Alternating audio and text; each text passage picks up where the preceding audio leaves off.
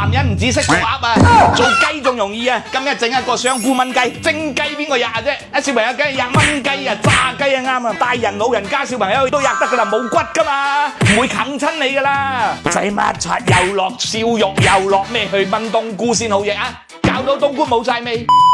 新鮮雞髀啊，咪又益又好食咯！將啲雞扒切開佢，陣間9嚿肉，咪有皮又有肉，幾靚啊！蘑菇咧有新鮮嘅香味，冬菇咧又有乾菇嘅香味，兩個融合埋咪香咯！入到流晒好晒啲小朋友，成日都話小朋友唔吔飯，響個市場嗰度咧巡嚟巡去，都唔知買咩餸，唔知買咩餸啊，跟住我攞記做戲噶啦！雞肉啊，放少少鹽。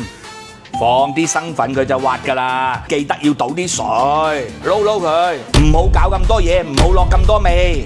有啲人啊，撈嗰啲雞又落鹽又落糖又落豉油撈蠔油，嘥氣我講你聽啊！而家我屋企做法乾淨衛生簡便，咪係咯？你覺得係唔係啊？特別嗰啲嘢做俾小朋友吔啊，已經吔到黑出去吔嗰啲添加劑夠多咯，喺屋企又加咁多，搞埋啲菇就得噶啦。阿菇啊，落啲鹽落啲水浸下佢啊，清下佢啊，浸佢10分鐘8分鐘，小朋友吔啊，唔使咁大粒噶，一開二好入味啊嘛。嗱，阿菇咧最中意嘅肥油，越肥啊越啱，又中意一蒜頭。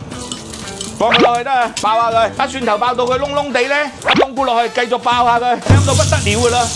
早個餸冇落豉油啊，黑麻麻有咩好睇啊？嗱，呢個菇倒落去，佢出水嘅，佢索埋添仲香，再加啲水炆熟佢啊！阿菇唔熟啊，吔死人啊，大佬！嗱，冇嘢嘅，放少少咁多鹽，放2滴蠔油，吸住佢，炆乾水就放雞就係噶啦，唉，應該差唔多啦。